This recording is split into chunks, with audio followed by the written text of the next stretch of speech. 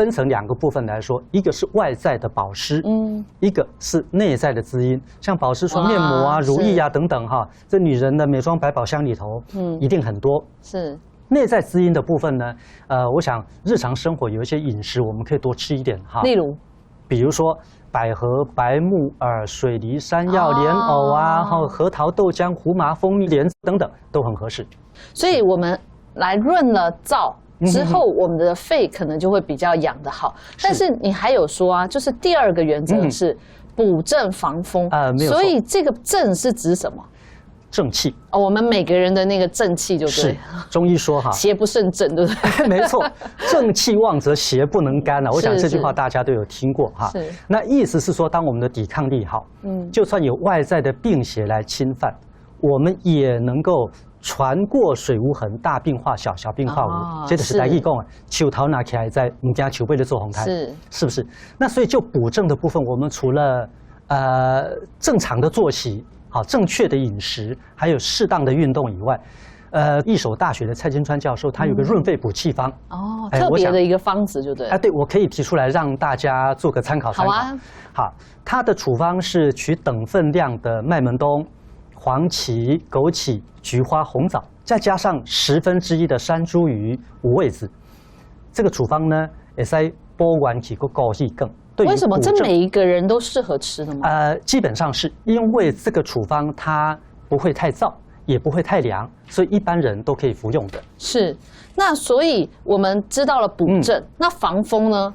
防风这个风就是我们可以讲温差了哈。古人呢把1年分成24个节气，每半个月呢就是1个节气。那秋天呢是8月到10月，但是在台湾哈。立秋处暑都还是很热，还蛮热的。对，真正要觉得有些凉意，大概要等到白露了，是因为夜晚的温度比较凉。然后呢，这个水汽会结成露珠，所以我们称为白露。这个我们感受到夜色凉如水的诗情画意时，大概就是秋天到了。是，就像白天是秋老虎，晚上是凉如水。对，早晚的温差这么大。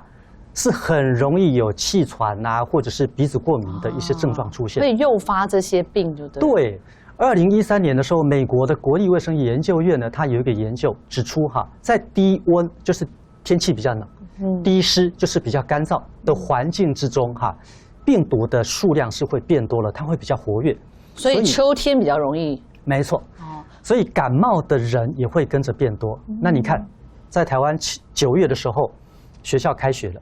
学童之间的接触传染也变多了，所以呼吸道的疾病不可不预防啊，这个就是防风。如果这样子的话，因为我们的节目的观众也很多人是在北美，所以那个时间对他们来说更是要注意了。没错，所以早晚呢，就是温差大的时候要注意保暖。那这个如果我们在一个比较密闭的空间哈，就应该要打开窗户。好，让空气流通，让空气流通，是不要闭门留寇，好，让病毒有可乘之机呀。理解。那第3个原则是开心解郁。那既然心情很好，因为天气很好的时候，为什么还会郁闷？秋天的时候是很容易让人触景生情的，是。但西方医学的研究是认为说，秋天的时候会让人有一些淡淡的愁绪，是因为日照的时间它渐渐缩短，会让我们血液当中的这个调节情绪的荷尔蒙，像正肾上腺素、血清素、褪黑激素，它的分泌的量减少了，活性降低，所以会影响人的情绪。季节性的忧郁症是，就会有失眠。在那个英国啊，在北欧国家，他们就忧郁症在冬天特别严重。没错，所以呢，像失眠啊、多眠啊、意兴阑珊、情绪低落、不想吃或者暴饮暴食。那就中医来讲哈，中医认为肝、心、脾、肺、肾5脏，它分别对应着5种情绪：怒、喜、思、忧、恐。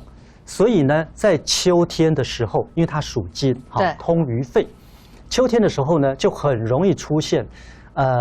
这个让人有悲忧的一个情绪，是，所以其实我们在秋天的时候要特别关注我们的家人，就是在情绪上，尤其是老人家，他可能平常就比较多愁善感，或是比较会操心的这些妈妈们或爸爸们，就要特别关心他们的情绪有没有再更因为秋天而更忧郁了。我们得多留意，是，对，多关心家人的状况。我们说秋燥伤肺，是好，白色又能够入肺，所以呢。白色又能够润肺的食物，我想是最好的选择。那我介绍5种食物：百合、白木耳、山药、水梨和莲藕。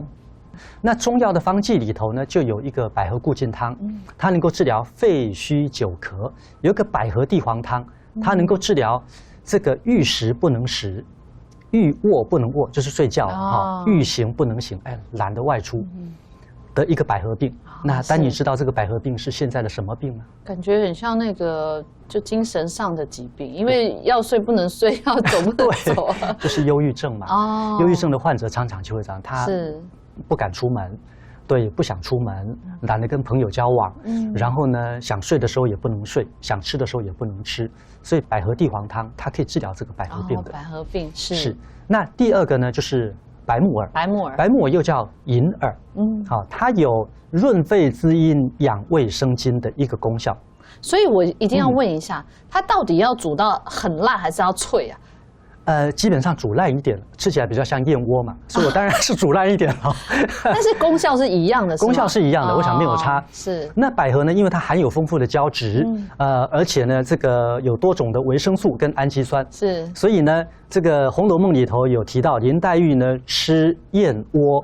那我们没有钱吃燕窝，我们就吃白木耳。我想口袋没负担，皮肤个水当当，对，也蛮好的。而且它这个还蛮普遍，很多人现在都会吃那个银耳莲子汤。没有错，没有错。我个人就很喜欢吃莲子。是。那第3个呢是山药。那山药呢，它的性味甘平，可以入脾、肺、肾3经。中医的方剂学里头就有一个6味地黄丸，它是平补肝肾的第一方。里头就有山药，山药呢久服可以轻身延年，可以耳聪目明，让身体很轻盈，所以它以前就有神仙之食的美誉。是，那以中医的看法来说，它到底要吃生的还是吃熟的？生的凉拌好吃，熟的比如说这个我们下去煮山药排骨汤也很好吃啊。所以在中医来看，吃生吃熟都有它的作用，都有它的作用，没有错，没有错。OK， 所以都可以的，没有问题。那第4个就是水梨。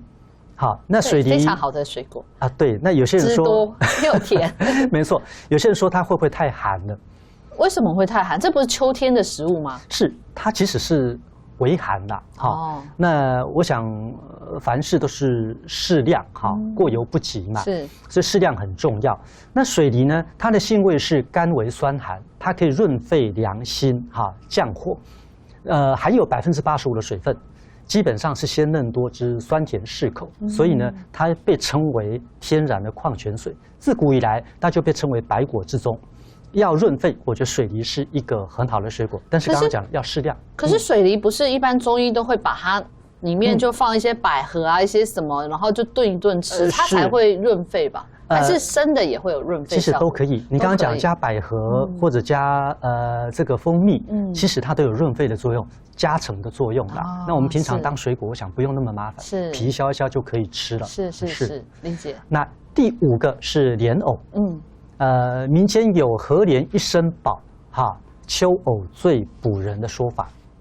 那荷花就是莲花，就是芙蓉，上下一身都是宝，像荷叶啊、莲子、莲蓬，还有莲藕。秋天的时候呢，是新鲜莲藕上市的时候。那我们如果把它打成鲜藕汁，鲜藕汁，生的鲜藕汁啊，但还是要加上一点蜂蜜，它的味道会比较好一点。会涩涩的，会涩涩的，然后呢，或者是凉拌，或者是煮汤，都是很爽口的食物，因为它有收缩血管、凉血止血的功效。以前的张步桃老师呢，就很推荐用莲藕来养生。对，那我也把这道食物呢推荐给大家。所以人家有说一定要吃这个莲结，对不对？这个是藕结。藕结的功效当然要比这个莲藕本身要强一些那我们如果把莲藕买回来上面可能会有些泥土那还有一些褐色的皮，就刷一刷就好。拿那个菜瓜布把它刷洗干净，这样来吃呢，我想会更健康一点。对。那我们为什么不吃莲子啊？莲子也是在秋天的食物吗？莲子的话也是算秋天的食物。对，就是荷花凋谢了以后，然后莲子我们就可以采收嘛。所以呢，夏天是看荷叶、看荷花，那到了秋天的时候，我们就可以吃莲子，然后吃莲藕。哦，所以莲子也行，因为反正它也白的啊。它也是白色的，没有错，没有错。OK。但是我刚刚讲，因为是燥嘛，燥的时候有时候让血管比较脆弱一点。那吃莲藕呢，它可以凉血止血，收缩血管，所以我觉得。我就是推荐它，它可能也比较像血管一样，就一个一个洞一个洞，然后它也蛮通透的，所以可能有那种以形补形，会不会？是3分形象，7分想象。我觉得你的想象力很好。今天黄医师要为各位观众朋友介绍的呢，是适合秋天养生的百合莲子红豆粥。医师，那成分有哪些呢 ？OK， 百合莲子红豆粥，我们的成分呢就是有新鲜的莲子、新鲜的百合、是红豆。然后圆糯米还有冰糖。为什么要用圆糯米？圆糯米它的质地呢比较软绵，那吃起来的口感比较好。那第二个是圆糯米它比较容易熟，所以我们就选择圆糯米。哦，这还有这个差别。是。那莲子跟这个百合，因为我们今天是用新鲜的嘛，那如果用干的那种中药材可以吗？其实也无妨都可以。也无妨。那百合我们刚刚讲过了，它是百合花的鳞茎嘛，是买回来把它剥开，就是剥这个嘛。对，把它剥下来，然后把蒂去掉。你说这个后面这个吗？对，没有错，把这个蒂去掉。然后呢，新鲜的莲子呢，一般我们去市场买回来以后。要放在这个冷冻库呢保存，要用的时候再拿出来就可以。因为百合跟莲子呢都很容易熟，所以煮的时间不要太久。是。那新鲜的莲子，我想里头都有一个绿色的心，一定记得要去掉，那叫苦心莲。是。所以呢，以前很多的电视剧呢都用苦心莲来形容一些遭遇很悲惨的女子是。所以呢，把莲心要去掉，因为它太苦了。那再来呢，红豆呢要用冷水先浸泡个几个小时以后呢，再放入电锅里头，大概蒸2个小时来备用。圆糯米的部分呢，我们用冷水浸泡大概2个小时，然后把它沥干放着。最后呢，就取一个比较深的锅加入12杯的水，用大火煮开以后呢，再转成小火，把圆糯米加进去煮40分钟，再加入莲子、红豆，再煮个10分钟。基本上呢，就差不多了。最后再加上百合，这样就是一道百合莲子粥。它呢不但好吃，而且呢又可以调整情绪这是一道很好的粥品。那接下来医师要帮我们介绍另外一道茶饮——玫瑰、桑葚、桂圆、枸杞茶。是，我们今天来介绍这道玫瑰枸杞圣元茶。那玫瑰呢可以行气解郁，枸杞呢可以明目。桑葚的部分呢，它能够滋阴养血、生津润肠。那桂圆的部分，它可以养心安神。所以这道茶饮呢，基本上它能够生津止渴，满足舌头，也能够行气解郁，顾好心头。是。所以这个也是适合所有的人来饮用吗？没有错，没有错。那么因为刚刚讲到了，就是秋天的部分嘛，第一个可能是燥，第二个呢，它会有郁的情况。对，所以呢，如果它能够润。又能够解郁，那我想是最好的一个茶饮。所以秋天我就介绍这道茶饮。是我都不知道，原来玫瑰可以解郁。是玫瑰可以解郁。有很多人把玫瑰做成精油嘛，对不对？对。好，它的确是有行气解郁的功效。是。所以就是这4味，所以我们其实都是用干柴，对不对？对，没有错。在选购的时候有没有什么要特别注意？选购的时候，我想第一个，如果能够是有机的，当然最好啦，避免有一些农药的残余。是。好，那尤其是玫瑰。玫瑰因为在栽种的过程当中可能会需要比较大量的农药，那所以如果能够有机的，对健康是最有帮助的。所以我们是不是在煮之前把它用水过一下？可以，先过一下，先过一下。